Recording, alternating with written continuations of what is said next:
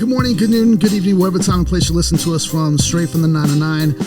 We got a special legend in the building, Sonnie Babble. Yo, what it do, man? And myself, Nesquik. Yes. Together, that's hip hop. Don't forget to like and subscribe and hit the notification bell. It really does mean a lot. Today we are convening with one of hip hop's prodigies, hailing from San Bernardino, California.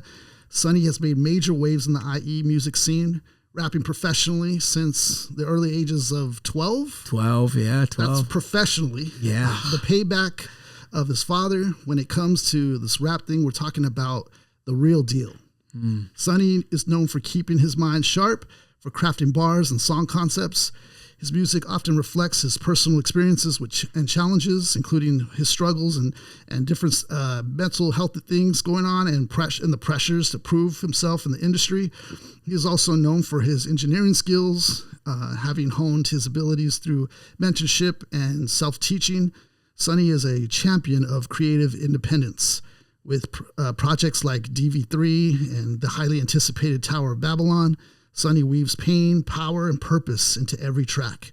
He's pulled his music from major platforms to stand up for artists' rights, mentored local talent from his own studio, and still finds time to drop bangers and hits, just like sermons on the beat. Man.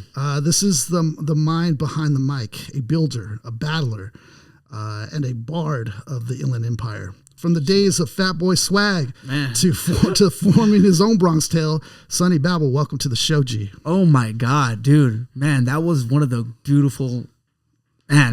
best things, man. dude. I practiced 100 times. That was beautiful. I'm like, you got me tongue twisted, bro. Man, thank you, bro. I'm blushing. Thank you, man. Thank you. It's really well deserved, G. I know you've been putting a lot of work into this thing, and it's a passion for you, and that's something I realized when I met you at the Limelight event. Mm-hmm. You know, there was a lot of artists there, artists that had their own stories, and it was all cool and everything. But you know, after talking to you in your interview, I was like, oh, no, this one's the one. Like this one's different. Thank you. This one's different. Yeah. And you had mentioned that you had been recording for a long time since you were young. Very long time. You know, some rappers say they started young and stuff, but not a lot of them have published proof on YouTube. Yeah, documented proof is very hard to find when they say that. So it's like, I've been doing it. Honestly, I've been rapping on like a professional level probably since 12. But even on like a documented level, I have videos where I'm like 8 or 9 on YouTube, or just freestyling at a park or just chasing it. I think I saw one from I think your cousin Diesel, right? Yeah, it's my uncle. He's your uncle. Okay, my big uncle. Your uncle. Yeah, that's pretty cool. And I saw that he was like, "Who's rapping like this at this age?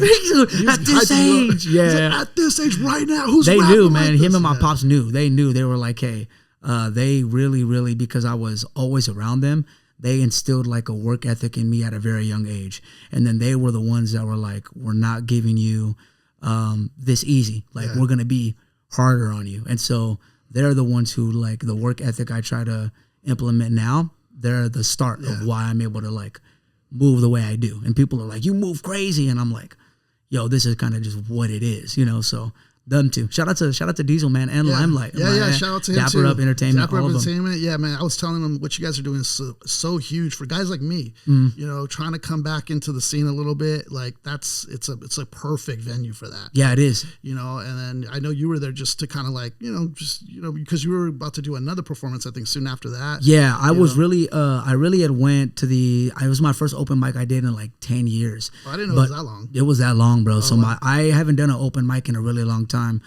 Just because for shows I like to be very reserved. Reason being is because like I don't even call them shows anymore. What I try to put on experiences. That's dope. So it's like but again, you need to practice. Like you got to practice. So I told my uncle, I'm like, listen, I'm in the area. I know you have an open mic. Let me just do a song. And he's like, yo, you can have a whole set if you want to.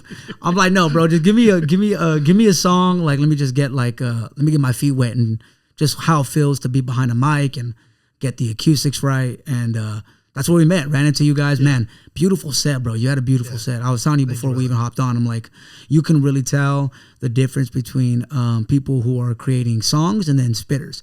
And I was like, okay, we're dealing with some rappers. Like when you guys went on. So I was, and then you guys went behind and we're doing the podcasting. So I was like, yo, I got to connect with them. So, and shout out to them for making it happen, bridging it together. Yeah, it's dope, man. It's so dope. What was I going to mention about all that? There was something I was going to mention. Oh yeah, you performed. Before we get into everything, it's actually Sonny's birthday weekend. Yes, so it is. Yes, I told it him, is. I'm like, dude, we're gonna have to do a shot then or something. We have to, celebrate, dude. And if you know me personally, you know I can drink. Yeah. So I didn't know this that. one is gonna be cool. This one's gonna be cool. This I one's poured gonna start it off. a lot. Like I poured kind of a bunch. I was like, I don't know. Dude. He's like, nah, that's perfect. That's a great way to start us off. Great way to start this off. So cheers, man. Happy birthday to you, brother. Man, cheers to the viewers. Cheers to you guys, man. Thank you. Cheers, man. No chaser. Oh, he got the cough. Got the cough, man. Oh, I'm like shocked right now. He's like, I'll make no face when I eat this hot. Chip. Yeah. Then he eats it. He starts making a bunch of faces. All right, so a couple of things. Like, there's a lot of places to start here. I've heard you talk about your father being a big influence. Yes. Heard that I think on different podcasts. Right. But I'm curious, just because it would be cool to kind of be a fly on the wall here. Right. Can you describe what it was like kind of observing your father in action and doing his thing and like just, what that was like? Can you describe it? Right. I would say that it was, it was honestly from like my earliest memory. I just remember the amount of fun that him and his buddies had when they were creating music. And ultimately it turned into fun, turned into seriousness. Like, yo, we're really doing something. And I think what was the best thing about it for me was seeing a group of like creative individuals together and then push for something. Like, I didn't realize how important it was back then, but I've always heard the term alone is faster, but together is further. And I think seeing him and like what he was able to do when he was alone, boom, fast, what I want to do, what I want to get into businessly. But I seen how serious it got when he was able to get a team and push it further. And so like me just being a young man, like a boy at first, and that's my dad. Like, I wanted to be like my dad. Growing up, I absolutely adored my dad. Like, my family loved him, his character. He was the cool guy. Like, he'd go to parties, everybody would talk to him. He would go to different high schools and battle, and everybody would be like, "Oh, that's Big Dave, or that's Bishop. He can rap," And then I'm just the boy, like just following him. I'm just following him everywhere, bro. So they're, and even like his best friends, like all of the people who have grown up with him. Shout out to everybody too, all my uncles. I really call them my uncles because they've seen me grow up since I was a boy. They know his character is like my dad's character could speak volumes before even the music. So that on top of seeing him, the music, he was dope. And then his character was dope. So like, I'm just a young boy and I'm like, yo, I want to be like you. But he also made me earn it in like a very, like we talked about, rigorous way of training. Like, hey, if this is what you want to do, if you think I'm doing what I'm doing right now, and one day you want this, you got to work twice as hard as I work to get there. And so just being a fly on the wall and seeing that, his character and the fun, bro, like all the nights, bro, were just crazy nights. Yeah, it was, and it was fun. He very like disciplined? Like he was a very disciplined a father. Like he made sure that like always, if we were going to do something, we were going to go 110%. Me and my siblings, like I think that's what it instilled in us. If we're going to do it, we're going to go all the way in. I had because I always loved rap. So I was always around rap, but you have interests as a kid. And one of my biggest interests growing up was football. So a lot of people like football, baseball, sports. And eventually, because my brother, that was his interest as well, my dad would convert from being like the rapper to the coach. And yeah, so he always invested in like his children, right? No matter what. He was like, if you're gonna, my little brother, he was like a great football player since the age of like 8. So I started rapping at that age, and he picked up a football. That's crazy. So my dad, like, I was doing this rapping thing, and he was like, hey, this is what you need to do.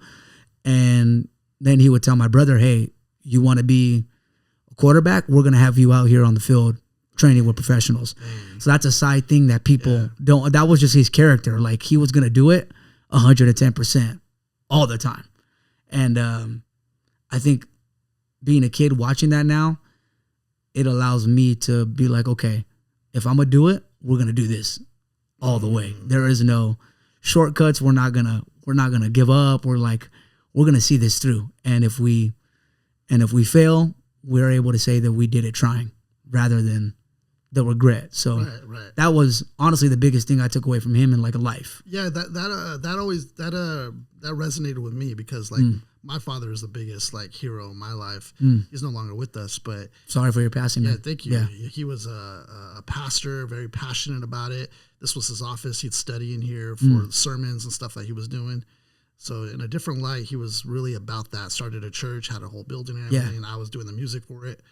But when he passed, it was like he left nothing but good memories. Yeah. So anytime I think about him, I'm like, oh, he inspires me still. Yeah. Like still, even though he's gone, still inspires me. Yeah, you're like man. I'll be the greatest, not in probably preaching or nothing like that, but I'll try to do it in this avenue, in my lane, you know?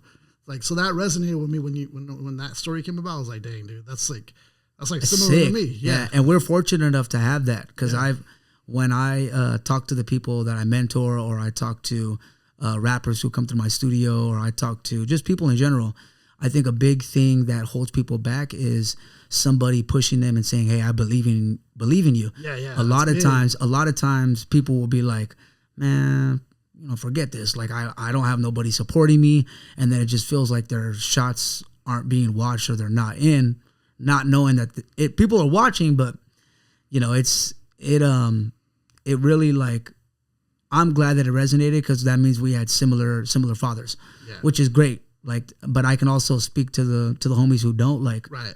I understand that too. So yeah, because that made me like realize, okay, I can't fuck up because if this dude that I was fortunate enough to be raised under, there's people who don't have that. Yes, and they turned out great. Yes, they turned out like men of stone. Like, and I'm like, I have no excuses. Like, there's no excuses under the sun. Yeah, you're like, oh my god. Yeah. I tell all my buddies that, who have that. You hit us with Marty Birdie on stage. Yeah, Marty Bird. Yeah.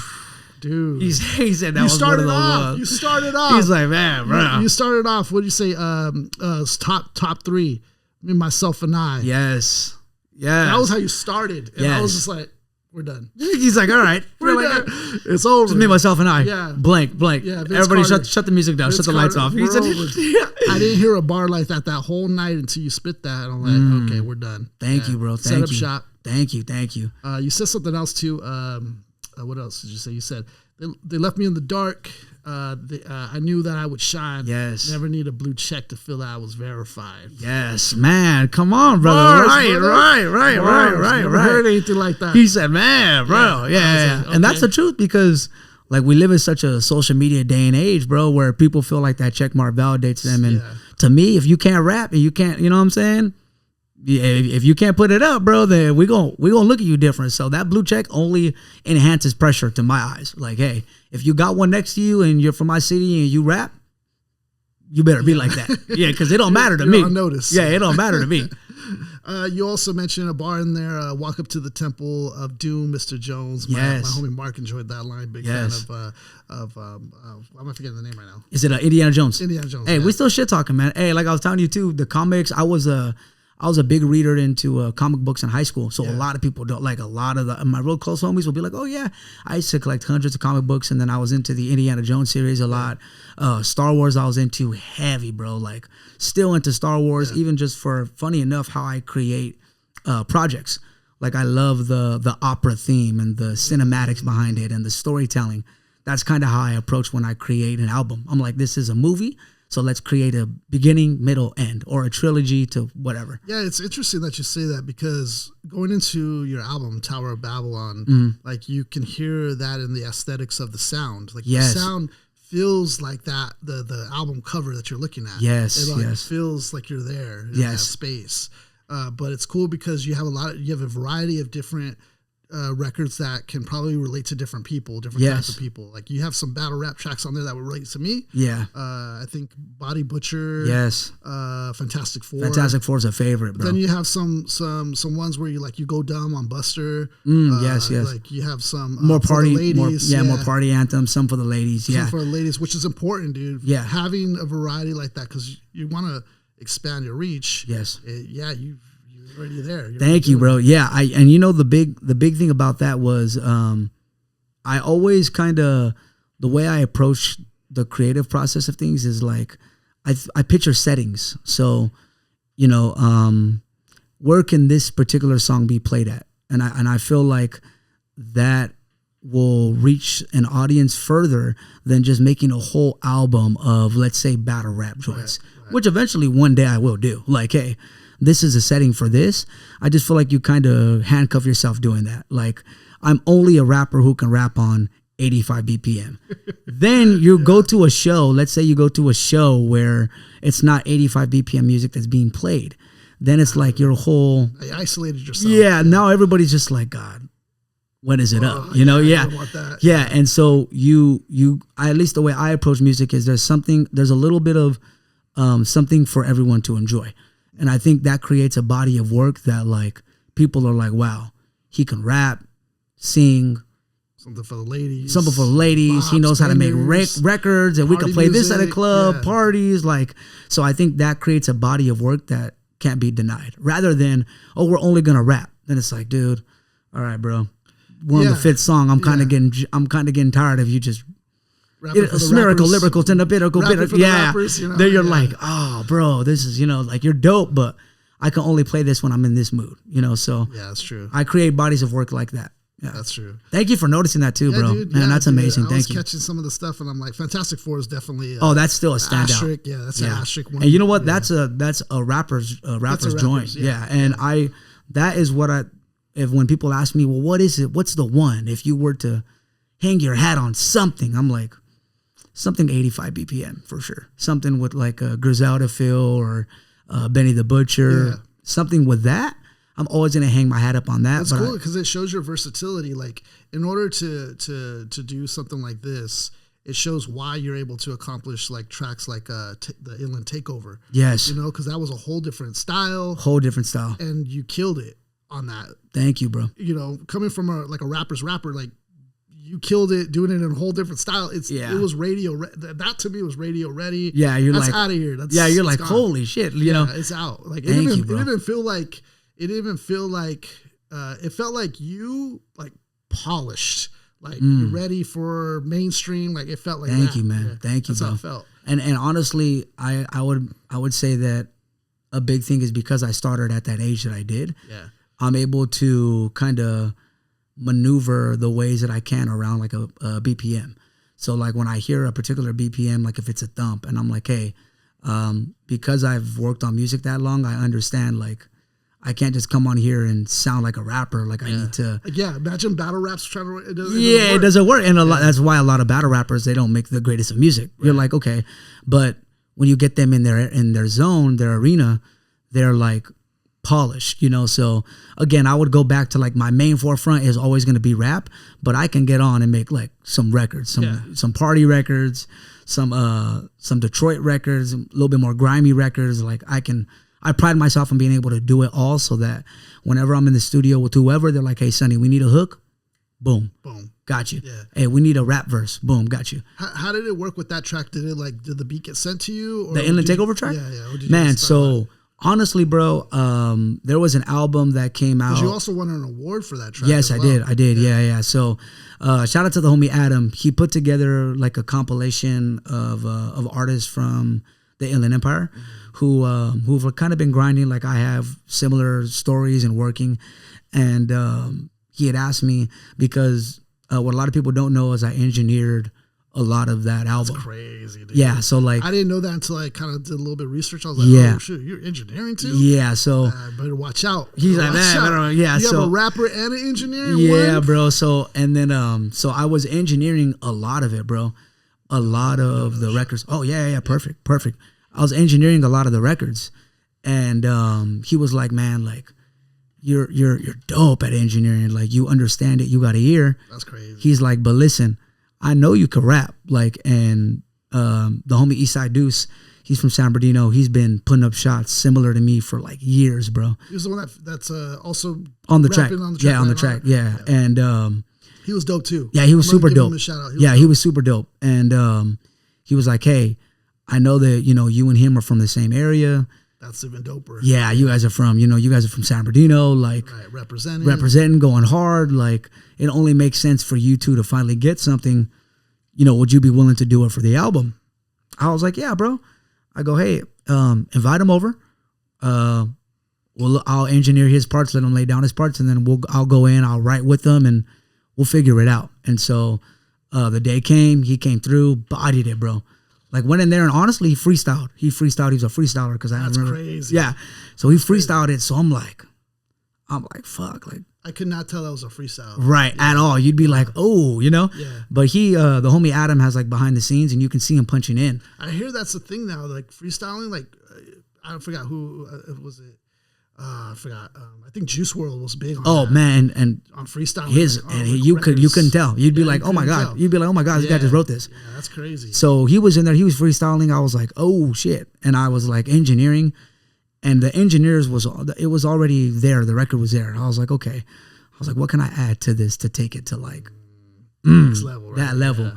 So then I wrote my parts, and he was like, yo, this is crazy. So then we came up with the idea at the very, very end to just go back and forth. So I was like, all right, well, you're playing into freestyles. I'm like, let me try it. Let me just try it. Let me crack the whip. So I wrote my part. He freestyled his, but then that very tail end, we freestyled just back and forth. And I'm like, that's crazy. Funny thing is though, bro, because I'm an engineer, so I'm clicking record and then running to the booth. Like, I'm clicking record and then I'm doing a full dash to the booth to freestyle. Just like you have it like a minute back or something. Yeah, bro. And I'm like, fuck. So I sprint back in there and then we freestyle, and it was that. And then the track ended up winning collab of the year for the award show that they have. Peace for the award show too. Yes, even the fact that we even have that. Yeah. We didn't have that.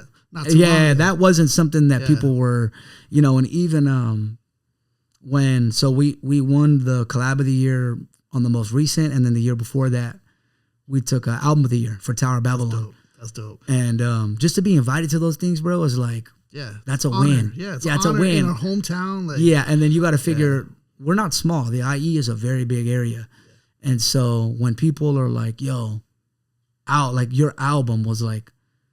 That's what recognizing. And then I was like, holy shit. And that's what I'm thinking about doing for our podcast, like thinking about doing our own awards thing, like just as an added thing. Like, you're like, hey, you're like, hey, we want to, and that's, bro, I love that there's platforms, right, that are champion artists. Like, we don't have a lot of platforms doing that. And the IE, I have this conversation a lot. We've been having it a lot because I've been going to a lot of different media platforms that weren't necessarily open a couple years back.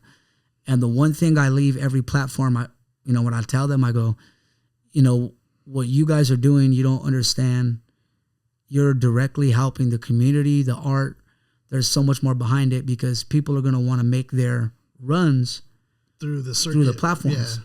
And there's some dope podcast. You put me on as catching some of your interviews. Mm-hmm. You put me onto their podcast. I'm like, oh, dude, they're running it. And they're from the Inland Empire. That's crazy. And so it's like now we're finally to a point where people want to shine the IE and people want to platform it rather than, let's say, even 5, 6, 7 years ago, there was like nothing. It's like dry land out here. Get lucky to get caught on a blog. Yeah, get lucky. Like, yo, you're the rapper from San Bernardino, and then get lucky to find a show out here or somebody running an event. Like the people, what Dapper Up's doing. Get lucky to find something like James is out here, right? And you got to figure that wasn't something that was championed, but now we're becoming in a beautiful spot where. Yo, the IE is like starting to be bubbling, a self-run machine. Yes, bro, slowly. It's bubbling. I love it. I'm here for it, bro. It's funny because I've been, I'm blessed enough to still be in my youth, right? But I was here when there wasn't a lot. There's like one or two. Wild West. Yeah. And now I'm seeing it, and it's such a beautiful thing because we're being championed. So, and man, shoot it to the platform, bro. Even this platform, bro. I like. there's so much that we can gain from it, and being together pushes it forward, like we talked about. Yeah, further together is further, alone is faster. Yo, cheers to that, brother. Cheers, bro. Cheers to that one. Cheers, cheers, guys. Cheers. Yeah, cheers. Now, Sonnie Babble, everybody. Come on, man. Come on. Ooh, that second one got a little face on me. Yeah. The second one, there was a face, but the first one, we were good. You're working on a new project. Yes. Can you talk a little bit about it? Just not giving too much away, but just a little bit where it's coming from, the heart. Absolutely. Where this is coming from. So we did. We had Tower Babylon, right? And Tower Babylon was the staging and process of my grief, like from the very beginning to the end of my grief. That's why you hear. I can hear you've been through some shit. Yeah, hear party records, and then you hear a little bit more emotional records on Tower Babylon. And I'm honestly honored to say, through like all of my projects leading up to Tower Babylon, that I can tell you that I'm in a great place, like in myself. Beforehand I was really, I would always like double think things or second guess myself. And it's, and I think a lot of that had to play with the passing of my father. 'Cause like I told you, he's my hero. And then, he passes, and put a lot of things in the air for me. Like, do I like this? And is rap even something I want to do? And so, with Tower Babylon, even DV3 and the projects from there, it allowed me to express myself and what I was going through. So from here, escaping Babylon, right? It's sort of like this narrative that I've been creating in my head of a place where it's like, for me, Babylon is a place of perfection. Like, and you hear me tease it in my last album at the very end of my song, or the very end of the outro. Like, I'll see you in a perfect world. And I think Babylon to me was like this perfect destination for me, right?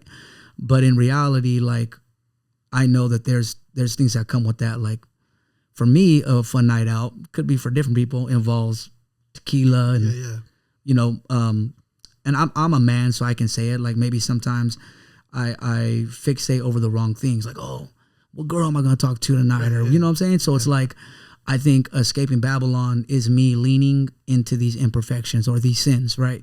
So escaping Babylon, essentially, to break it down into an easier term, is too much good is bad. And then how deep am I going to go in these sins before I realize, like, maybe this isn't the perfect thing that I'm chasing. This isn't. This, matter of fact, some of these things are hampering me from being like a great man that my dad would want. So that's the essential base of it. But there's a lot. Like, you get that story could go deep, dude. You know what I'm saying, right? So then it's like that's like the perfect way of putting it right now, without giving too much, with the promo runs and the events that we have for it, and just like the collaborative efforts and what we want to do around the entire thing, because there's a lot you can play on with it, right? So what I would say right now is, too much good is bad, and however you perceive that is how you perceive that. That's dope, dude. Right? Because you're like, man, too much good. You're like, oh man, like, so I'm falling. True. It's I'm very falling. true. Yeah. Sometimes things are like too perfect. It's like, wait, what's going on here? What's the catch? Something's off. You're like, man, this is, and then it's like Twilight Zone shit. It's like, bro, something's not exactly. right. Yeah. And then my idea of perfection might be different from somebody else's. Right. So it's like, my idea of perfection could be to party a lot. Like, I'm like, man, we need to celebrate these accomplishments. Yeah.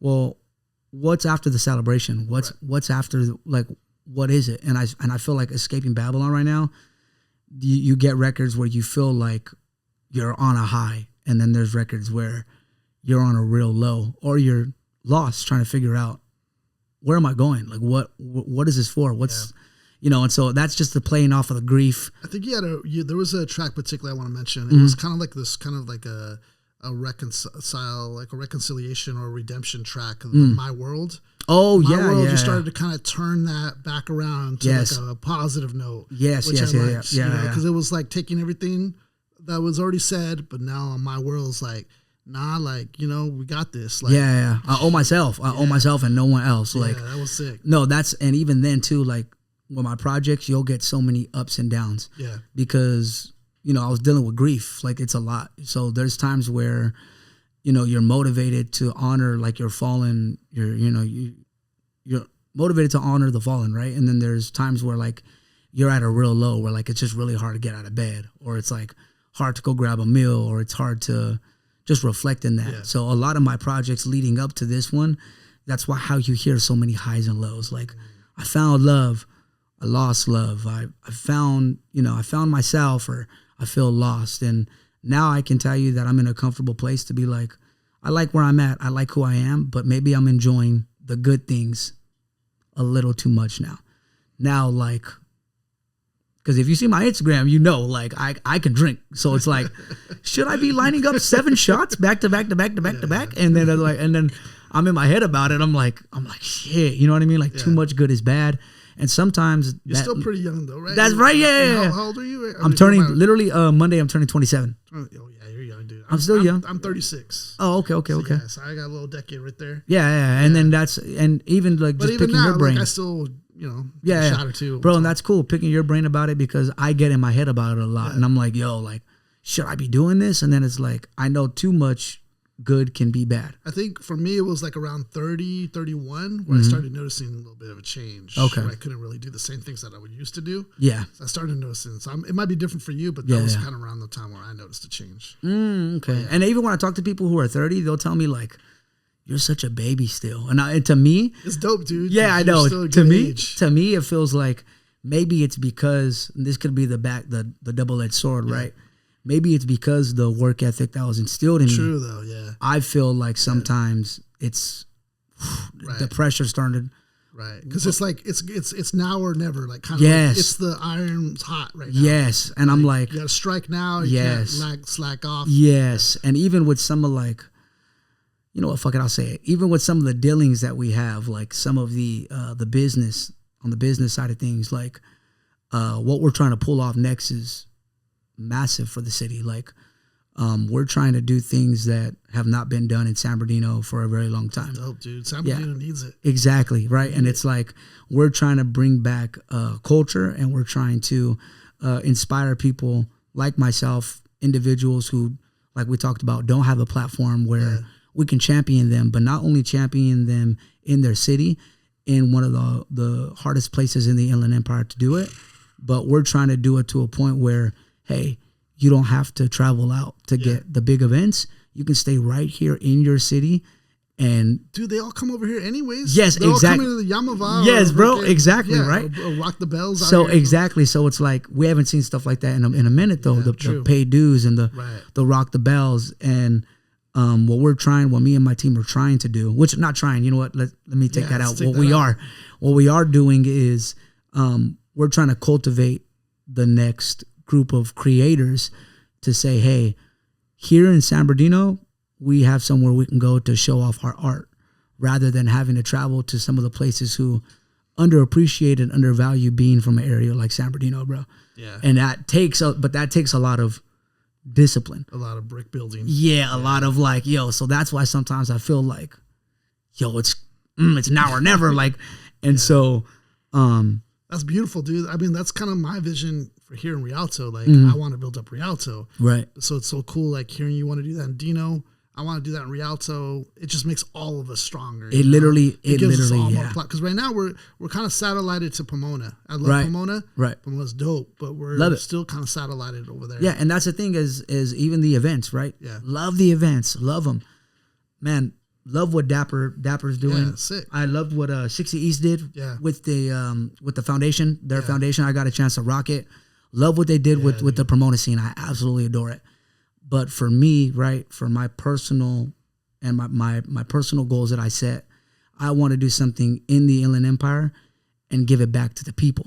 Like how dope would Nipsey shit. Yeah. How dope would that be, bro? Instead of having to travel out to Pomona, to the outskirts of LA to perform, we can bring people to you. Yeah, we can, bro. We're in the Dino, bro. Well, you hear about this event that's going on in the Dino, like, and we're doing it, and we're trying to do it in like a whole different level of things. And so we're excited, but also that plays into, like we can go into whole designing of stages, and like I want to do the whole. Brother, let me know when you're trying to do that, bro.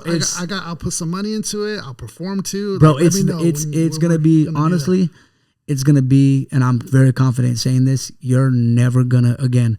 I don't do shows. Shows are not my thing anymore. I've done open mics for years. I did the Common Ground. Shout out to Noah. Yeah. I've done the Vibe in Grand Terrace. Not the Vibe. I'm forgetting what it's called. There's a place in Grand Terrace where a lot of people went. I did Clash City for a real long time. Shout out to Clash City. Yeah. I done a lot of shows, bro. Like before I was like rapping the way I was every weekend out performing. So I've done all that. And needless to say, those things are cool. But there comes a point where you really have to put the art in front of that. Like we can spit a dope 16, me and you, we can. But what's different from my set than yours? Maybe it's the theatrics, maybe it's the lights, maybe it's the smoke, maybe it's the vision behind it. You're gonna get more of an experience at a Travis Scott concert than you will at fortunately at somebody you would hail as a hip hop head, right? Backpackety rapper, right? Yeah. Not bad. Don't get me wrong, not bad. But the experience, I feel like Travis Scott was really good with that. And you buy into the experience. Right. He's really good at that. Yeah. And that's something I always give him props for. Yeah. You know, because I'm bigger on the backpackety rappers, but right. I can't deny the genius of somebody like Travis Scott that would put together a whole experience for these kids. Right. Like, yeah. And then those kids, they buy into it, and it inspires them. The shirts and all of it. Bro, the whole thing. It inspires them to be like, yo, I could do this. Right. Like, this is an experience. I want to come to these rather than just like, So it's a double-edged sword to everything, bro. But I'm confident with what we have planned next. It's an experience, bro. Experience, like I can promise right now, it's an experience that a lot of people probably are going to be shocked. Like, that's dope. Holy shit, So, dude, if I could be a part of that, let me know, bro. Sonnie, man, I even invest or like help be a part of that. Man, even just you allowing me to speak on your platform, bro. Huge. Thank you, bro. Thank you. I want to speak on, DV3. That was another big one. It was funny because DV3 is where I noticed, it's different. Oh yeah. A lot of the homies started to notice. It sounded more like how you sound today. Yeah. Whereas before you could tell you're still kind of coming up. Yeah. You're coming up. You still have bars and everything, but you can still tell you're coming up. And the DV3 was like, he's here. It was there was more depth. There was more things that you were bringing up. More personal things. I love that you were just honest. You were vulnerable. You were honest in it, and on that I appreciate, because some rappers are scared to be like very vulnerable, scared to be honest, scared to be vulnerable, bro. Because it's hard to because it's gonna be in the public. It's hard to pin things in a way where it doesn't come what you call it it doesn't backfire on you. Yeah. You know what I mean? But you did it in a way where it was very smart. It was it was, man, thank you, bro. It was witty. Yeah. DV3, that's my baby, bro. And honestly, a lot of like because I've been fortunate enough, because I've been in the scene for a long time, I got to connect with a lot of producers before they ended up. Production is immaculate. Yes, bro. So I ended up DV3 is around the time I ended up like saying, okay, I want to come back from like my hiatus. And I knew a lot of producers. So you had a hiatus before this? I did, know that. Yeah. Oh, so okay. I had literally right when my dad passed, I took like 2 years to figure out like what I love to do. It's crazy that some people consider 2 years as a hiatus. To me, I don't consider that a hiatus. See, that for me, that was, and the time was like ticking. And within that 2 years, right, I got to meet like a lot of dope people, partied a lot, met dope people. That's how you network though too. That's how, so partied a lot, met dope people. But in that 2 years, I still was supporting the scene. Like I would go out to certain shows that I felt like, okay, this show I have to go out. My pops would have went out to this show, so I'm gonna go out to this show. So within that 2 years, I had met, like, now I'm honored to call him like my producer, like my like guy that I go to for everything. I know that I have a good ear. He's like your Dre now. He's like my Dre. Like, he's the one who's taught me my engineering. Yo, this is what a record's supposed to sound like. Like, yeah, dude, because it sounds so good, dude. Yeah, he's like, peace to you on that. Yeah, and he, the producer that I had, or shout out to my producer, oh gosh, Leotis, and the homie Nabian, and another one of the homies who really championed me at the time was the homie Curtis King. And at the time, they had a collective of producers, and they were working under like an umbrella of I'm forgetting their name, but they were working under like an umbrella of, let's say, a group of producers. Right. And the homie Leo at the time, he had just got like his first huge placement. He would go on to work with like OT Genesis and industry guys, right? And then the homie Nabian, at the time when I had met him during all this, he was working with like some of the biggest in the world, like Drake. He'd go on to work with Travis Scott, go on to work already, if you just say Drake, that's going to take you out of here. Yeah, so he was working with these guys, and then Curtis was already in the scene for such a long time. And he's done with the Kendricks, and then he's a charismatic. So I was coming back from my hiatus, and I had connected with Leo, and I told Leo, look, because he had met my dad, and he was like, yo, your dad tried to sign me before all of it. Yeah.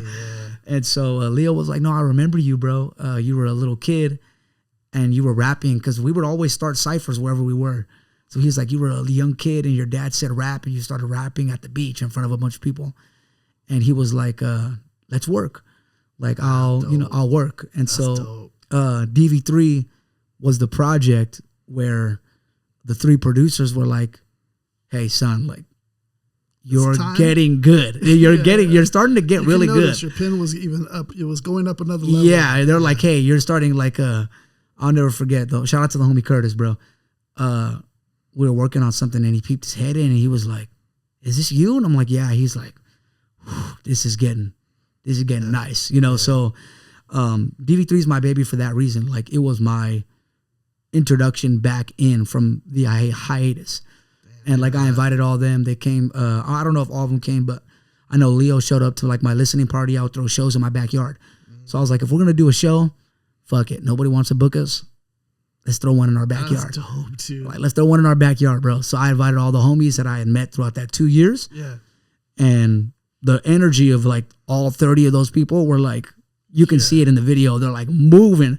So I was like, DV3 is the point where I was like, oh, it's getting serious. And what is DV3? What is that? You know what it is, bro? It's my initials. All right, we're gonna do a little exposing here, but only for you, bro. Okay. You're my guy. Those are my initials for my birth name. Oh, that's dope. So Sonnie isn't my birth name. Big spoiler there. Woo woo. But my mom has been calling me Sonnie since I was a boy. So like dope. I heard it was from the Bronx. The Bronx Tale, yeah. So since I was a boy, bro, my whole family has been calling me Sonnie. But my birth name is David.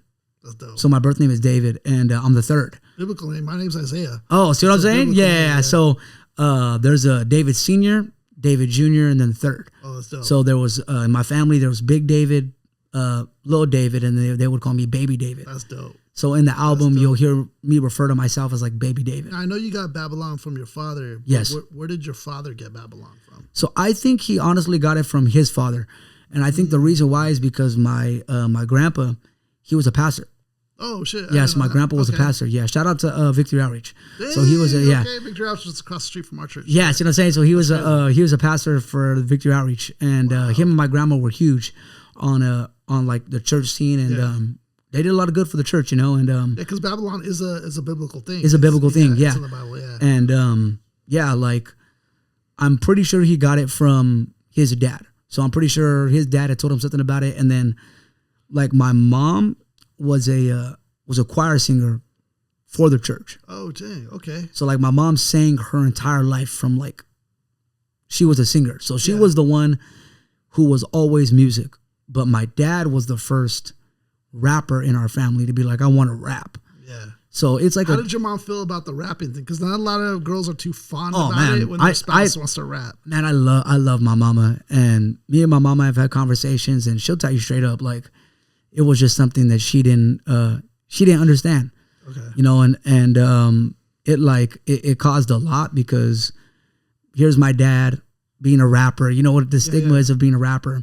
And then my mom, she's a church girl. Yeah. She's a choir singer. Yeah, it's totally kind of like it's a completely polar opposite. Yeah, and like so like I know that she wasn't the best, and she wasn't the best at understanding that.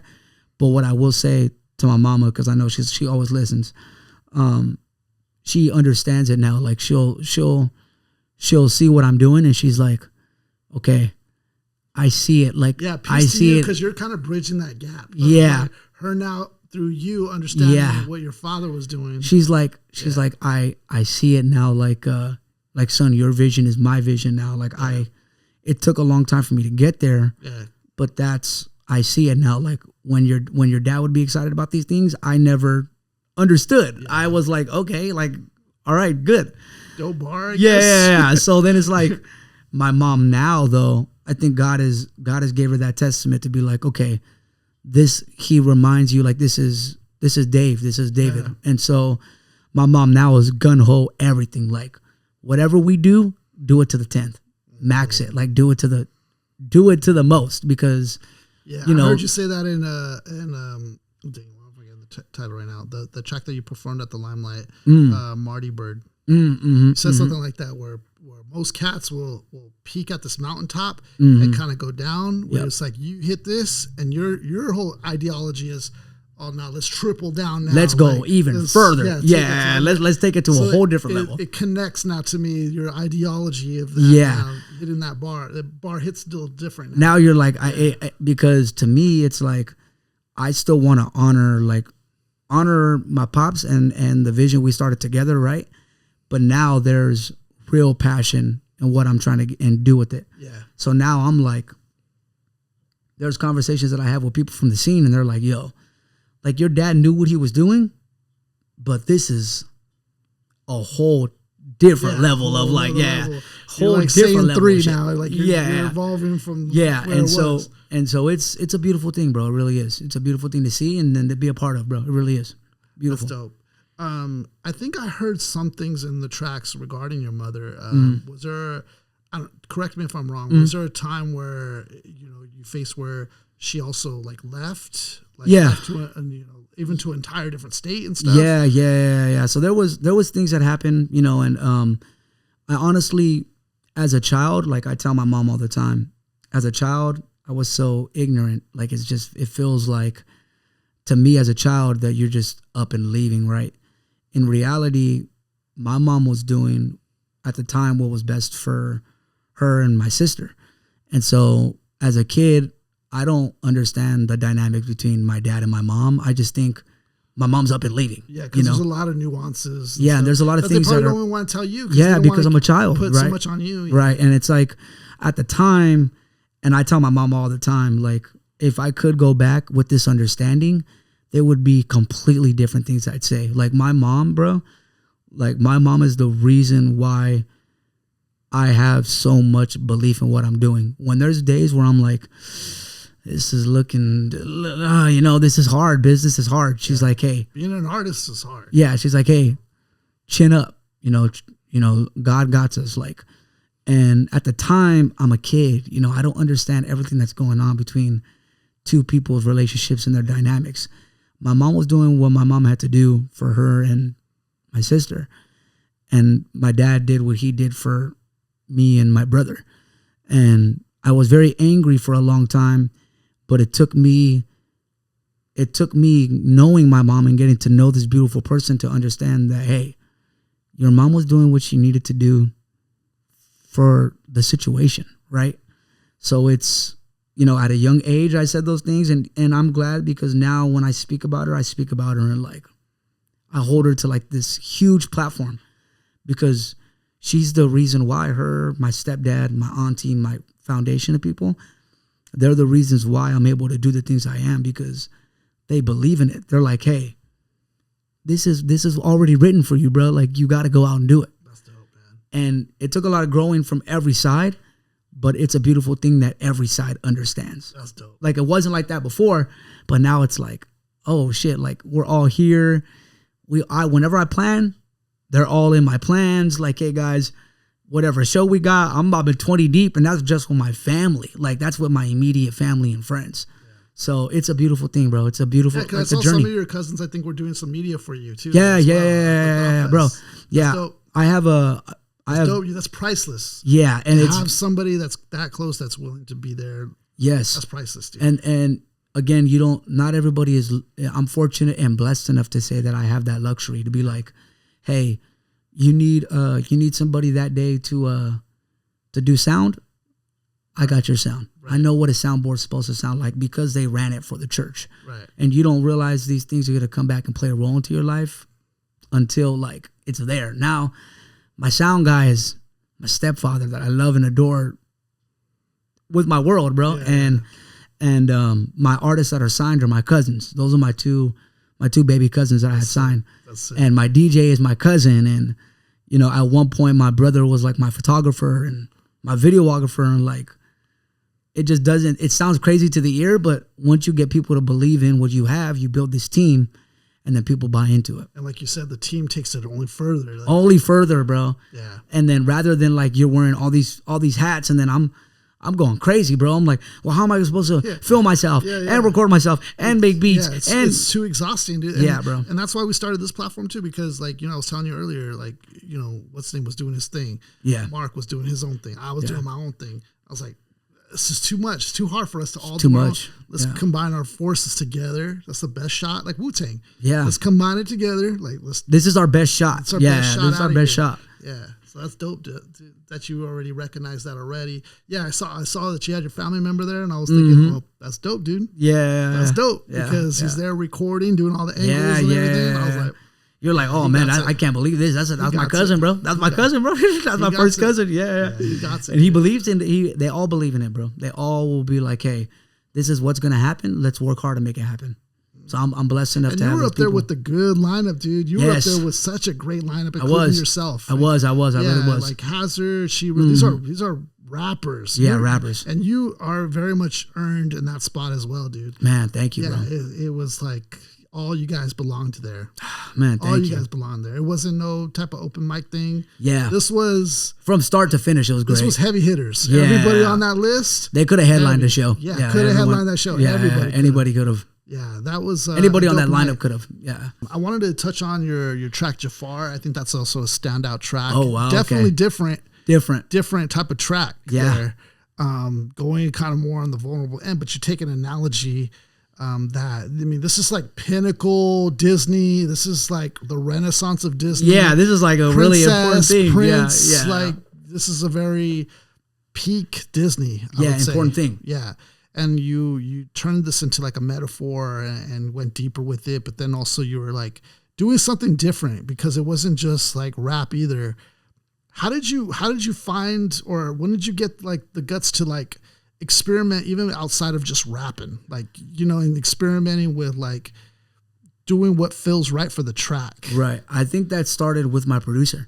I think my producer was like, yo, Sonnie, like you can rap and we know you can rap, but what is something that you feel like you can do that you're scared to do? And I was like, well, I'm not the greatest singer, but I can hold a hum, or I could do something similar, and with Jafar, he was like, I think you should write this, because we had the hook first, and he was like, this hook is crazy. Yeah, the hook is good. Yeah, and he was like, this hook is like out of here, and I was like, man, I was really surprised because he was the one who told me. Are you writing most of the hooks? Because there's a lot of good hooks. Yeah. And there's even other artists that you have doing hooks. Yeah. And I'm not sure if you're writing those as well. Oh yeah. Or... So for like my particular parts in hooks, I write all of them. But like, let's say for example, I might have somebody around me be like, hey, you should use this melody, maybe this cadence. And I'll be like, oh, it's a good cadence for me to use. And then I'll fit what the cadence is. But 99% of the time I'm writing, thinking of it like, hey, boom. Yeah, that's crazy. That was a good hook. That hook. And I was like, because it like tells a story within a hook. Like, yes. Yeah. The story is about pretty much a girl that I fell in love with. And she pretty much is saying that you're turning into an asshole. Like you're turning into the bad guy. Turning into Jafar. You're turning into Jafar. Yeah. And then like, okay, well, I'm turning into Jafar from your case scenario, like from your perspective, because you're turning me into an asshole. So it's like, okay. So you know what I mean? And that's why it's a very relatable track. Exactly. It's a very relatable track. They're like, yo, they can relate to that track because like somebody's been in a toxic relationship. They're like, oh dang, this was toxic enough for her to be like, you're fucking Jafar, you're an asshole. So, and then the pressure of that was like, that was the one. Just speaking about like the past, Prince Ali and Jafar were the two on that album that were like, they were like, okay, we see what you're doing. Like Prince Ali, when I wrote that was like the first one that I made coming back from the hiatus. And people were like, oh shit, you're writing about this topic about being like a womanizer, a player. And then, oh, now she's saying you're turning into Jafar. So people were like, okay, Jafar it's like your evolution of writing. You kind of get it. You understand what needs to be a trilogy. Like if this is where it's going to end, it ends here with Jafar. So yeah, Jafar is one of those ones, but it really has to do with my producer, bro. My producer will be like, take it to levels that you haven't took it before. And that's like, that's so important to have, because that sparks like growth. It creates creativity. Yeah. You know, and testing new things out, because that's what I always enjoyed about Kanye West, even though like he's not very particularly liked right now. Yeah, I was saying, but you know what? You can't deny greatness, brother. What I liked about his albums is it was always a new level or something different or a new angle. And I always liked that. Because, and he was the leader of a lot of like newer sounds that were being used. He was like everywhere. Yeah, so it's like, dude, he just did Graduation, and now he's singing on like the highest auto-tune key for 808s and Heartbreaks, and that album would go on to inspire like some of the greatest artists we have. So it's like, what the, you know what I mean? Yeah. But it matters when you have people in the room that are willing to bend genres. Yeah. You know, for your birthday and stuff, I know you mentioned like Flashing Lights as being one of those tracks that were dope. Yeah. I got you oh the graduation, my God. Man, for your birthday, man. Holy shit. It's a quick CD, man. It's a throwback. Oh my, look at this, y'all. Look at this, y'all. Throwback. And you know what? They don't mix them the way they mix these, bro. Yeah, if you pop this in a car right now, this mix is gonna be crazy. Yeah. Dude, thank you, bro. Yeah, thank you. Oh my God. This is going right in the studio, bro. I might not open it. I'm gonna open it. I'm gonna check out the artwork in it. Thank you, bro. I know you mentioned it at your performance at the Thought Fest. I think you did a track actually. Yeah. I did a flip. I did a flip of Flashing Lights. Yeah, it was like a West Coast Detroit beat that I flipped. Yeah, and it was that beat goes hard. Yeah, dude. You're like, man, top tier. Yeah, that beat in general is like, yo, this beat is insane. So then when people add like harder kicking drums, you're like, holy shit, dude, this is amazing, bro. Thank you. It's a throwback, dude, for sure. I know. You know what? You know who made this art is Takashi Murakami. Yep. Takashi Murakami art, bro. This is before the Takashi Murakami like blew up and did everybody's artwork. He did this. So like, oh my God, this is amazing, bro. Thank you again, man. Oh my God. And that was a dope evolution of Kanye too, because Kanye took it more like this digital sound. He went all the way with it. Yeah, this was after I believe, what was the late registration. Yeah. So late registration was a 1, but this was where he like, hey, we're here, we're at the mountain. Something different. Yeah, let's take it there. So yeah, this one is, I don't care what you guys say. This one, there's a couple of joints that you're still playing off this. Yeah, every track on it is a classic. Crazy, bro. Yeah. How would you describe your like creative process, like when writing a new track? Like, you know, writing, do you tend to take some time on the pen? Do you do it in the studio, or do you do it on the road, or how do you write? Kind of what's the process? Yeah. As of these so like when I first started creating music, it was always like pen and pad. So I was always like pen, pad. Here's how a 16 is supposed to be written, 2, 2, 2, 2. And through like time, not that I got bored of it, but through time, I always want to experiment with things. So for like a long time, when I was a kid, it was pen and pad. And I think you hear that with some of like my rhymes. They're a little more immediate, a little bit more, not like witty, but they are bars, right? Yeah, as a child, my bars were just bars. Way more bars than me as a child, tell you that. Because my stuff is bad. Dude. Yeah, you're and like, yours bro. Is way more bars than you're mine. like, hey, so. Yeah, respect. So then as I became like a young adult, when I took like my break and I came back, people would trip out, and my producer would trip out, and other people would trip out, because I would like write in my head and then memorize it. That's crazy, dude. And then spit it. Yeah. You can't do that. That's some Jay-Z shit. Yeah, that's exactly what they would say. They'd be like, yo, that's some Jay-Z shit. And to me, I was like, no, I'm just here. Like, I'm in the feel of it. Let me just remember. Let me repeat this as much time as I can, not write it down and just go off of feel. That's a lot of DV3, a lot of that is that. Like, a lot of that is, hey, remember the line and then perform the line, go into the studio, perform it. For Tower of Babylon, I would say that I did half of remembering and the other half like writing down what I was saying. Because it got to a point where I'm trying to memorize all these things at like a live show, and I'm like, yeah, you're basically, I'm like, bro, I'm trying to remember all these things at a live show. I'm like, dude, I'm holy shit, I can't remember. Performing it. Yeah. So like, as of recently, very recently, I started going back into writing down, like write down pen and pad. And it's such a refreshing thing because I did it when I was a kid, but now I gained this experience of doing it the memorization way. Right. That like there's certain live streams. So like I hopped on my producer's live stream and we created like 4 different tracks, but 2 of them were done like I'm just gonna get in there and punch me in. And then another 2 were done where he's like, just take like 30, 40 minutes to write. So it's grabbing all these, using them now, and it's enhancing the sound. Yeah. Because I'm like, okay, like if I'm in a position where I need to go in there and like with the Deuce record, the Inland Takeover record, I was like, fuck, he's freestyling. Like, I gotta figure this out. I gotta freestyle or do something. Yeah. And then there's records like something that me and my producer would do on his live stream, and you hear what I have written down, and they're like, holy shit, that's crazy. So it's a mixture of both of those. Now we're at a point where if I needed to freestyle some shit or I needed to like memorize some shit, I could. Do I prefer it? I just don't mind it. Like, and then writing was what I did since I was a kid, so I'm used to it. I know it. So, yeah. You want another shot? Yeah, let's do another one. Let's do another one, bro. Yeah, I want to say for me, like writing is, it's become like part of my like, I'll like think of bars when I'm out. See what I'm saying? And you'll I'll be at Stagecoach thinking of bars, like, and you voice memo it or something like that. Oh, that's the one I do for melody. Yes, bro. You'll voice memo it. Melody. Yeah. Yes, bro. And I still don't voice memo, but I understand when people are like, "Oh, let me voice memo it." I'm like, yeah, that might be that's I'm another like, level. That might be I'm like, that might be one that I use for next time. Voice memoing. You know how much shit we come up with as creators all the time?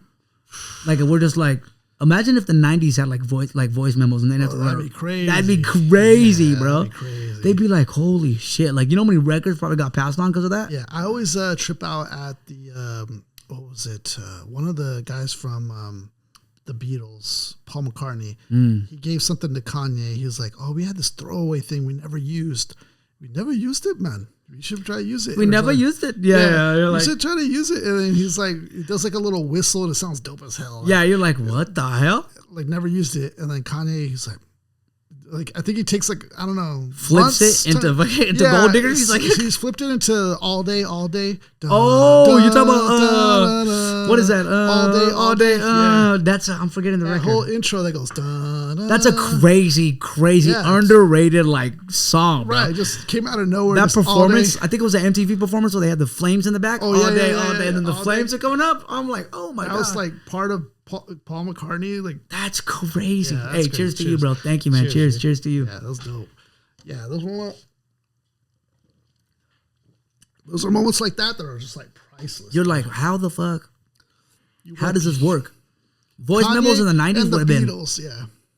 How many records got passed up on in the 90s because of that? Yeah, probably a gang. You got to think, like, imagine if Nas had like a voice memo. He's like, yo. Those probably so many bars that just gets the train tracks going by. He's like, we're going to make a beat out of this later. Like, what the fuck? This guy is crazy, bro. This guy's insane. Man, Nas. Who was some of your guys', I know Eminem's one of your guys. Yeah, like one of the ones that I. Yeah. Early on, Eminem, that's like a rapper's rapper. Yeah. Eminem was one of those ones where it was like the timing was so right. Yeah. The timing he inserted in. Yeah. Perfect timing. Bro, when I was MTV was his like platform. I think like if I had to give like a, I don't know, like a list. Yeah. You think like a list? Yeah. Oh, let's do a top 5 because we're doing an episode where we're trying to get a consensus anyways. Of top 5? This will be dope. Yeah. Okay, yeah. top 5. Top 5 for you. Yeah. Okay, top 5. This is like not the mainstream accepted top 5. This is like top 5. Like one of my top 5s might be The Ambassador. He's a Christian rapper. Nobody Oh really wow, knows him. yeah, I was about to say. But Christian like, rapper's crazy. That's crazy, right? That's crazy. But like, you know, who's you your put him over Lecrae? I mean, I don't know a lot about Christian rap. Actually, I do put him over Lecrae. Okay, if you put him over Lecrae's an Lecrae. OG. I was about to say I know about Lecrae. Lecrae's an OG. Yeah. He's been doing it, but Ambassador, that was crazy. Like Christian Wu-Tang. Oh wow, okay, so like one of those guys. Battle rapper, but Christian. Yeah, it was crazy. I would say, you know what, at 5, I'd probably do Eminem. Yeah, Eminem would be 5. Number 5. Yeah, Eminem would be 5. Just the way he, I think we were talking about the album, like an album. If you guys want to listen to that, I'm like, it's a little crazy. The album's crazy, but the album that I used to listen to that I would get so much fucking heat for was Relapse, bro. Yeah. I would listen to all Relapse, these accents and stuff, and people would look at me like, fucking weirdo. I'd be like, what the hell? This is crazy. He was like Airbender, dude. He was bending, rhymes. Yeah, I'm like, what the hell is this? But I loved it, bro. I would say Eminem at 5. Travis at 4. Travis Scott at 4. Okay, Travis Scott at 4. Yeah, right. Travis Scott at 4. Man, what Travis Scott's been able to do, he actually, I love Kanye West's production, but a lot of like from Yeezus and on, Travis Scott like took over right there. Had a hand in production from that onward. Like, ooh, like, okay, who is this his guy? last album was pretty dope, but was it called Utopia or something? Utopia. It was, yeah. Travis Scott like I know the production was dope. And I know it's a rapper's list. He also can spit. Travis Scott can spit. It's just you got to get him in that mode to spit. Right. But I take Travis Scott everything, like performance, engineer. You have to take him. You can't just take him in that one narrow-minded. Yeah, no. Tunnel vision. You gotta really experience the music. So I'll take Travis Scott at 4. 3. I gotta say, I don't know if you're familiar with him. He's an LA rapper, underground rapper. He was an underground rapper for a very long time. May or may not. He turned a little mainstream. His name is Draco the Ruler. I've heard of the name. I'm not familiar with the music, though. Okay. I heard of the name, though. So, honestly, in my opinion, this might be a hot take, but in my opinion, to come out of LA, he's had like one of the most influential flows in like the last decade of LA music. Damn. That's like over the YGs. Okay. Over like the Kendrick Lamars. I feel like Kendrick Lamar's flow right now is catching fire. Okay, so here's the thing. Here's the theory, right? Here's the theory, the internet theory. Not my theory, but the internet theory. The internet theory is that he got a lot of his newest album, GNX, he got a lot of his flows from Draco the Ruler. Really? This guy was like, and his metaphors are like over people's heads. Isn't that crazy in hip hop? Because like, the metaphors are like, you're thinking Kendrick's the guy, the one. And similar with Biggie. They always said that Biggie's flow was taken from another guy named Notorious or something. Yeah. You ever seen that or heard I that? would tell you Draco the Ruler has a flow and has like he's created like his own lingo of music. Like his music has been like replicated so many times. And I'm not gonna lie, as a consumer, I do hear it in Kendrick's. Even like when Tyler the Creator he kind of went off too. So you seen the remix? Yeah, I saw it. Yeah. So Tyler the Creator in his remix, he shouted out Draco the Ruler. Oh shit! Because he was like, this is a Draco thing. Oh, okay. And like this guy started like that, like has one of the best. So quick side story, him and Nipsey Hussle have like the two highest rated underground album of like all time. So like Nipsey Hussle's the guy for the number one underground art. He's like a quick 2. Like quick 2 with Draco the Ruler. But the only reason I heard of Nipsey is because his passing, obviously. Right. Because before that, I didn't know of Nipsey. Okay. Until his passing then. And that's honesty. I appreciate that. Yeah. Because people would be like, his shit. He was underground. Everybody found out. Like so I would say that Draco the Ruler at 3 for me. Because his crazy. Okay. His flow is dope. See, now I got to go check all that shit out, bring it up on the podcast. No, Draco the Ruler is crazy, bro. Do not like, I'm telling you, that's just the internet theory that Kendrick took the flow. Right. But Draco really is one of those, like he's one of those guys. One of those guys. Okay. Me and this artist have a love-hate relationship, but I absolutely adore this guy's music is J. Cole's. Yeah, J. Cole at 2 is... I was becoming a big fan of J. Cole, dude, and then And then when he bowed out. Yeah, bro, that's the love-hate thing that I have, bro. That was hard, dude. The love-hate thing that I have is when he like, bowed out. I understand what he did. I get it. But nah. Yeah, it should have turned it up. Yeah, see, and you know what? I always tell people, I'm like, J. Cole would have been the one who could have done it to graze. Like, if you think Drake is petty, Drake is petty. And Drake was good at that. Drake is good at being petty. Yeah, he's really good at that. Like the pettiness you're gonna get from Drake is like female level top tier status of petty. You're gonna get. It's gonna be like, man, this is like a girl coming after me. Right? But J. Cole and Kendrick would have been a fight.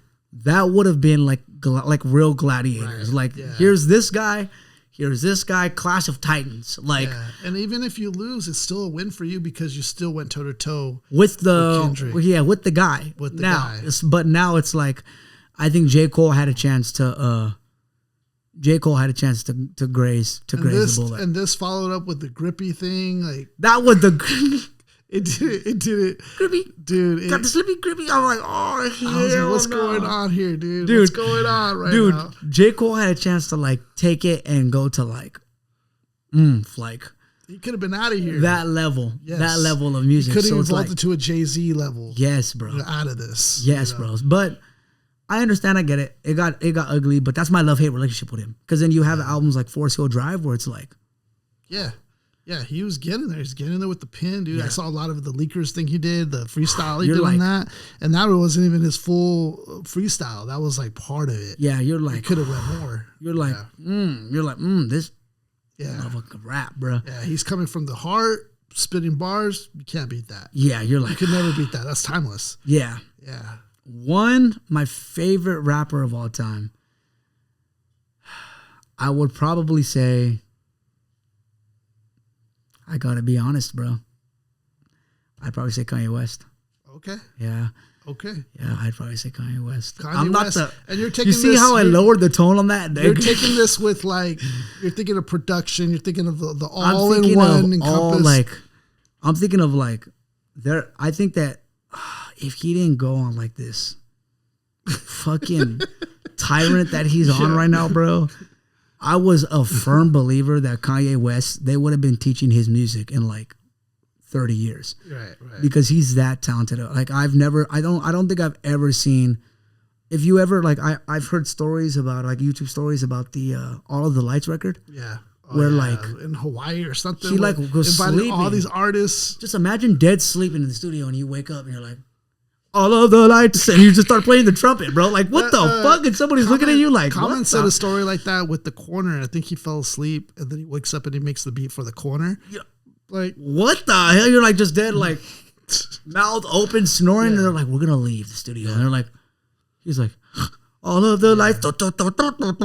You're like, that's just something, and if it's true, the story stands true, those are God-given abilities, bro. Those are like one of ones. Yeah. Do I agree with what he says? No. No, I do not agree with the fuck this guy is saying, bro. This guy is saying the most fucking crazy, out the wall, banana shit. It could be also because of the meds and stuff, and all that stuff could be a part of it. Obviously, there's some mental health things going on. It's gotten so bad that, like, for me, pressure. When the selling point isn't about the music anymore, thank you guys. Check out. Thank you guys. And check out on what level. This is the issue I have with Eminem. Check out on what level. A respectable level where when I do these tours and arenas, they're singing my shit. One of one. Right. This is why, on a personal level, I always kind of like Nas music, but I would understand if somebody says Nas is a better rapper because Nas has only strengthened his legacy. Eminem, for me, has only like tarnished his legacy with some of the stuff he's done. Yeah, and it's going down that path with Kanye West. He's tarnishing his own legacy. Things like this, things like, I mean, bro, how far apart are we from that? Like, this is fucking insane, bro. That's why I put Travis Scott in my 4 because I'm like, well, at least Travis isn't like trying to tarnish his own legacy. Like, the selling point is still music, so. Yeah. But my number 1 would have to be Kanye West, bro. The guy is like. The guy is just.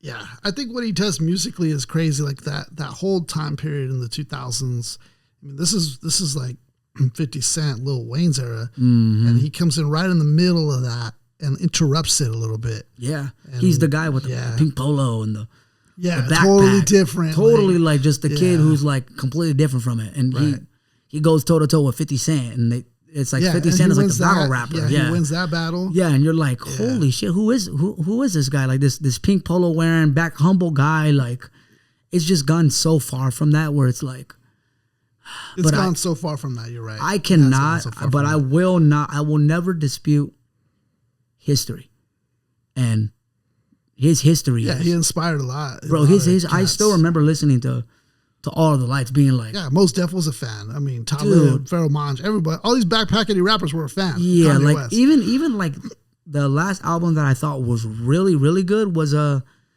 Life of Pablo. Yeah, that was a good record. The Life of Pablo was a very sneaky record, bro. I didn't get it at first. At first, I was like, well, "This isn't rap." Yeah, what the fuck is this? But then it turned into like trap drums, and then you hear the trap music make its way from that point in 2017, 2018, 2019. It was very early for its time. Yeah, you start hearing these records, and you're like, "Oh, this is kind of reminding me of the Life of Pablo, bro." Right. But I'm not gonna lie, it's been a tough go for us, Kanye. It's been a very tough go, bro. It's been a tough go, a lot of outlandish stuff these days. And I said it in another podcast that I was in. When the selling point becomes different from the music, or it becomes like the selling point is like, the new headline is Kanye West says he did so-and-so, and you're like, it might be time to just... Thank you, man. Thank you, guys. This has been an amazing career. We've had great he could have just not did anything and still he could have lived off his fashion. His mystique alone would have been unparalleled. Well, even now, look at I mean, he is in controversy, but look at Jay-Z. Jay-Z hasn't released an album in like, and he's still looked up as they're like, man, Jay-Z, you can't argue the blueprint. Nope. It's not like Jay-Z came out and was like, yeah, I don't like this group of people. You'd be like, Jay-Z, what are you doing? What are you doing, Jay? What the fuck is going on, bro? Yeah. It's just, bro. It's so it's beyond the selling point of music, bro. It is. And then you're like, no, bro. You try, and only to so far. Where even now, there's a record that he has on like his most recent drop. He has a record. It's called I'm forgetting what the record's. It's an intro. But I can hear that he's like going back to old sampling, and I'm like, oh my God, I'm not supposed to like this. Yeah. But this is, I was jealous of, there was a performance he did with Drake actually for that like kind of free, they were trying to free somebody. That was dope. I wish I was there because that was like freaking old Kanye. That's like, bro, you hear it in front of like. The whole experience you're and like, everything. Oh shit. I was like, I missed out. You're like, holy. But then imagine if you would have stopped after that. Everybody would be like, yeah, dude, remember that performance? Oh, man, bro. Dope. Like, he's still living off his fashion? Like, so it's Kanye is my number one, but I don't not support what he's saying, bro. I'm like, yeah, agree with this fool. I'm like, oh hell no, bro. This is crazy. My last question for you is, speaking of, legends, my last question is for you is like, what does being a legend in the empire, what does it mean to you personally? Well, first of all, the fact that people even like consider me that, bro, like it's like breathtaking because I just remember like trying so hard to like break through doors to be that. So first of all, thank you for considering me to be like that. Yeah, you are, dude. You are. Right now, man, you are. Thank you, bro. It really does mean something to me. And I think right now, for me, I'm going to do what I've always done. And I'm going to double down on what I believe in myself. And I'm going to tell you straight up, if you think that's where I'm at now, in the next 3 or 4 years, it's about to be out of here. Because I believe it, brother. I believe that. Because I've always done that. Like, I've doubled down on what I believed in. Like, when people were always going the left way, I was the one that was like, hey, bro, maybe it would be different to go this way. And it might be better going this way because you get more respect doing that. Or here's a little fuel in your fire. Prove me wrong. I don't believe it. And I love that, bro. I love that. because it's like my whole life has been not predicated off that, but like, you know, like after losing my pops, when I took that 2-year break, I was like, hey, I need to figure this out. And when I came back is when I found the hunger. And so I love that, bro. First of all, the fact that you even consider me wrong. I will, bro. I don't believe it. Hey, and you know what? I want you to be right there. I want you to be right there front row when we do it, because it's like I wanna do these things so bad for like the region. And a lot of people say, "Oh, you're doing it for yourself." Like, no, I really want to give a platform for the region to be like, hey, if this guy did it, why can't I do it? That's where my inspiration comes from. It comes from the Hit Boys. It comes from the JOPs. It comes from the people who have really done it. It doesn't come from. He said fags in the album, bro. That album is like. It doesn't, bro. It doesn't come from. It doesn't come from the people who, and it's no disrespect, but it doesn't come from the people who are my peers. Although they do inspire me to be like go harder at the pen. All my peers inspire me to go hard at the pen, right? But to take it to that level, I'm inspired by the Hit Boys. I'm inspired by the Fresa Regiras, the JOPs. I'm inspired by the people who have really done it in the region. Yeah, to quietly, yeah, just doing it. Selling out arenas, living off their music. Winning Grammys. And that's where I want to take it, bro. And it's an amazing thing that right now for the region, what I'm trying to do, that I'm considered that. But I'm going to tell you, I'm going to double down. And if that's where we're at right now, in 2 years, let's circle back, bro. And we're going to do this interview. We're going to do this interview somewhere in a penthouse or somewhere in the studio with a couple of Grammys posted up, bro. Like the Kobe. Matter of fact, my number one artist is myself. The Kobe picture with like the 5 Grammys. The 5 Grammys, bro. The right here, bro. Yeah. That's a double down, bro. Yeah, that's a double down. I can't wait for it, bro. I can't. Damn, bro. Sonnie Babble, everybody. Make sure you guys are staying in touch with Sonnie Babble. Follow his social medias. Follow his Instagram. Do you have X or? I do have X. I'm not a big guy on X and TikTok, but my Instagram. Life is Sonnie. Instagram's the main one. Okay. Yeah, Instagram's the main one, and we'll stay in contact. We'll do everything to do what we need to do. We'll have you as a repeated guest. Obviously, dude, yes, when the album's coming closer. I'd love to circle back. I love to circle back and just like. Man, this was fun, bro. The shots, everything was fun. Dope. And it's my birthday weekend, so let's do another one. You want to do one last one, bro? One last one, bro. Let's do one more last one. One last one, bro. Hey, to the viewers, to everybody, bro. Thank you guys, man. Thank you. I don't take that word lightly, bro. Legend is not what I take lightly. I want to, for everybody who thinks that and considers that, I want to make sure that I tell them, believe in and stick to your guns, bro. Because it's going to get you a whole lot further than... We're almost killing the bottom. Did we kill it? Hey, man, you know what I'm saying? See, too much good is bad. He said, gotta kill it. Let's kill it. Yeah, let's just kill it. Show the proof. Empty. It's gone. It's gone. It's out of here. It's out of here, bro. Man, thank you, bro. Thank you. Hey, cheers to everybody. Cheers, the hip hop platform, bro. And you know what I'll say? Real hip hop is back, motherfucker. It's fucking back, brother. It's back. I love it.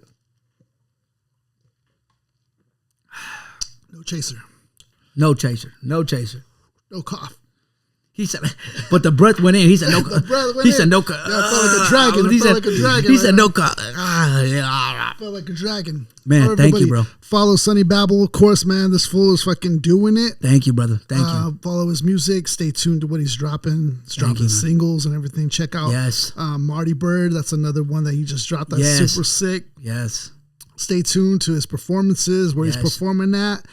Gotta catch this dude. This dude's a freaking legend. Thank you, bro. Thank you, man. Thank you. Of course, we're dropping episodes every Monday. You already know. Follow, share, subscribe, comment. Like, we need it all. All of it. On the platform. Man, what a great fucking platform, bro. I love this conversation, bro. Loved it. Thank you. Brother. Thank you. Peace to everybody else. Have a good night. God bless. Brother. Peace to y'all, man. Thank you.